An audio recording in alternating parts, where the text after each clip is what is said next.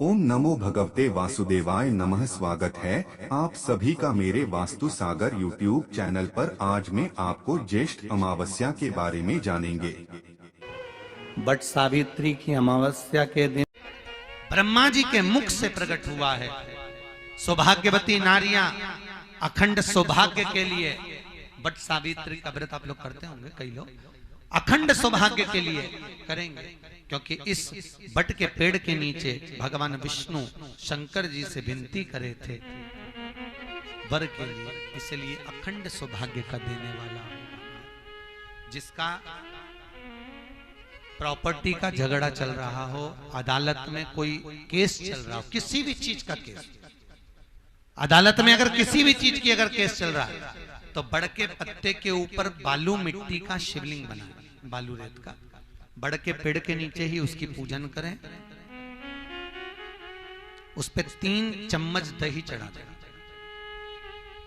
अपनी मनोकामना कर कर दही चढ़ाकर उस दही को चम्मच में वापस लेकर जाए, शंकर जी की पूजन कर कर उसको विसर्जन करें। वो दही जो लेकर आए, जब अदालत कार्रवाई हो और आप केस के लिए अदालत में जाएं, उसको चंदन में मिलाकर तिलक कर कर जाइए, आपका काम विजय प्राप्त होगी, काम फतेह हो जाएगा। बटकेश्वर महादेव का स्मरण करने से कार्य की सिद्धि होती है।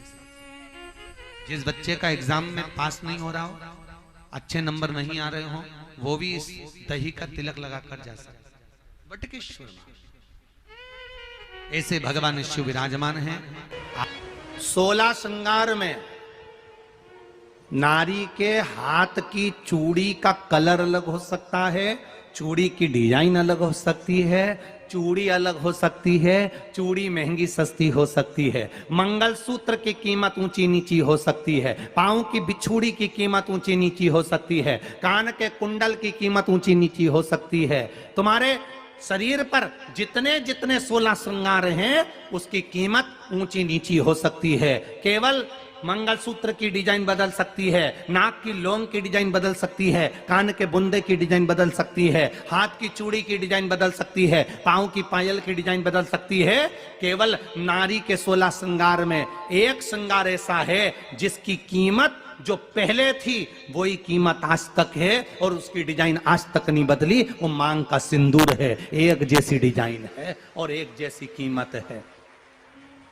सारे श्रृंगार की कीमत अलग, पर मांग में जो सिंदूर डाला जाता है वो एक कीमत का होता है, एक डिजाइन का होता है और एक जैसा होता है, और वो सबसे भारी होता है। सावित्री यमराज से कह रही है मेरे पति को छोड़ दो। यमराज कह रहा है सावित्री तेरा पति मर चुका है, मांग के सिंदूर को पोंछ दे। सावित्री कहती है पूरा श्रृंगार उतार दूंगी पर मांग का सिंदूर नहीं पूछने दूंगी। तब यमराज ने कहा जब तक तू मेरे मांग का, अपनी मांग का सिंदूर नहीं उतारती तब तक तू मेरे पास नहीं आ सकती।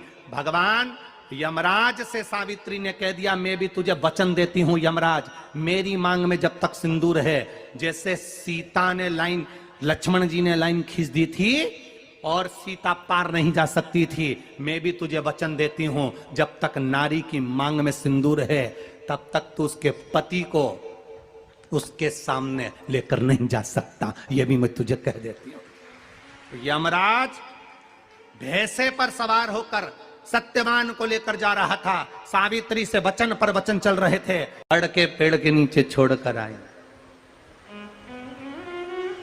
क्या चाहिए तुझको, क्या चाहिए तुझको, क्या दूं मैं तुझको, कुछ मांग ले मुझसे। सावित्री कहती है क्या दोगे आप, मेरे पति के प्राण दे दो बस वापिस, और कुछ नहीं चाहिए। यमराज यमलोक में प्रवेश करने लगा, मांग के सिंदूर में से थोड़ा सा सिंदूर सावित्री ने केवल हाथ में लेकर अपनी बिंदी पर जो लगाया, सत्यवान को लेकर यमराज अंदर नहीं जा पाया, बाहर खड़े होकर कहता है मांग ले, मैं तुझे एक वचन नहीं, तू बोले तो मैं 2 वचन दे देता हूं, तू बोले तो मैं 3 वचन दे देता हूं, तू मांग क्या चाहिए। तब सावित्री ने कहा देना चाहते हो, हाँ। अब यमराज को लगा कि लालच में पड़ गई सावित्री, तब कहा पहला वचन दीजिए, मेरे अंधे सास ससुर के नेत्र वापिस आ जाएं। यमराज ने कहा तथास्तु। दूसरा वचन दीजिए, मेरे सास ससुर अपने पोता पोती का मुख देखें। यमराज ने कह दिया तथास्तु।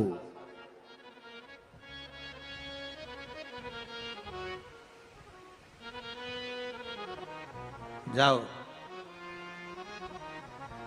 यमराज जाने लगे, फिर आग जलने लगी। कहने लगे अब मैं अंदर क्यों नहीं जा पा रहा हूं। सावित्री कहती है तुमने वर दिया है, मेरे सास ससुर पोता पोती का मुख देखें, उनके बेटे को तुम ले जाओगे तो पोता पोती कहां से होगा, छोड़कर जाओ। सावित्री है, पति को वापिस लेकर आ गए। कर्जा मुक्ति के लिए सारे वृक्षों में अगर कोई श्रेष्ठ वृक्ष माना गया है तो वो बट का वृक्ष माना गया महाराज। इसलिए प्रशासनिक कार्य के लिए, मानसिक टेंशन में, परेशानियों में बटकेश्वर महादेव का स्मरण किया जाता है। और यदि निवेदन करूंगा, बहुत ज़्यादा यदि आपको कर्जा हो गया है, बहुत ज़्यादा कर्जा हो गया और वो कर्जा चूक ही नहीं रहा, तो थोड़े दिन बड़ के पेड़ के नीचे आप बटकेश्वर महादेव के लिए 1 लोटा पानी, उसमें थोड़ा सा पिसा हुआ चावल पीस के गला लेना चावल को और पीस लेना, पीस के उस पानी में मिला लेना और मिलाकर उसमें थोड़ी सी हल्दी पिसी हुई डालकर बटकेश्वर महादेव के नाम से बड़ के पेड़ के नीचे अपनी कामना कर कर जो कर्जा हुआ है उस कर्जे का भान देते हुए, स्मरण देते हुए छोड़ दीजिए। महाराज 2 या 3 सोमवार एक ही जगह पर करना, 3 सोमवार बाद वहीं से बड़ के पेड़ की थोड़ी सी जड़ उठा लाना और उस जड़ को एक कोई धागे में बांधकर या तो अपनी गले में डाल लो या अपनी जेब में पटक लो, उसको थोड़े दिन पटक कर रखना, लगभग 2 से 3 महीना पटक कर रखो। वो जड़ जैसे बड़ का पेड़ विस्तार होता है, पानी गिरे ना गिरे, जल वृष्टि हो ना हो, गर्मी पड़े ना पड़े, उसको कोई फर्क नहीं पड़ता। बड़ का वृक्ष आप रूप फैलता जाता, उसकी जड़ें अपने आप प्रबल होती है। उसी तरह ये बटकेश्वर महादेव कहीं से भी अगर जड़ आपके पास में रखी है 1 महीना, 2 महीना, 3 महीना तक, तो ये जड़ अपने आप लक्ष्मी को पकड़कर खींच कर लाती है और कर्जे से मुक्त कर देती है। बटकेश्वर महादेव। पत्नी को कभी हल्का मत समझना। सावित्री का पति शांत हो गया था, मर गया था। बड़ के पेड़ के नीचे यमराज उसको लेने के लिए आ गए और सावित्री को छोड़कर यम उसके पति के प्राण लेकर जाने लगा। सावित्री मैया अपने सात्वित्व के बल से, सावित्री अपने सात्वित्व पतिव्रता परमेश्वर के बल से यमराज के पीछे पीछे जाने लगी। यमराज आगे, सावित्री पीछे, यमराज आगे, सावित्री पीछे। यमराज ने पलट कर देखा तो पीछे सावित्री आ रही थी। सावित्री से पूछा तू मेरे पीछे क्यों आ रही है? मेरे पति सत्यवान को तुम लेकर जा रहे हो, मेरे पति को छोड़ो। यमराज ने कहा इसका अंतिम क्षण है, मर चुका है, जाओ नीचे उसके शरीर का अंतिम संस्कार करो, नहीं तो कोई जानवर खा जाएगा। सावित्री बोली मैं जाने वाली नहीं हूं, मेरे पति को छोड़ो। यमराज कहते हैं हम जिसको पकड़ लेते हैं उसको छोड़ते नहीं है। यमराज लेकर जाने लगे, सावित्री और पीछे चली, सामने यमलोक था, अंदर सावित्री जाने लगी तो यमराज ने रोक दिया, रोक, कहां जा रही है तू, अंदर क्यों प्रवेश कर रही है, मेरे पति सत्यवान को छोड़ दो। यमराज प्रसन्न होकर बोले सावित्री आज मैं प्रसन्न हो गया तुझ पर, क्योंकि तू मेरे दरवाजे तक आई है, मांग तुझे क्या चाहिए। सावित्री कहती है मुझे 2 वर दे दो, मुझे 2 वर दे दो। अब तो यमराज प्रसन्न हो गया, ये अपने पति को भूल गई, इसने अपने पति को छोड़ दिया। ये अपने पति को भूल गई, इसने अपने पति को छोड़ दिया।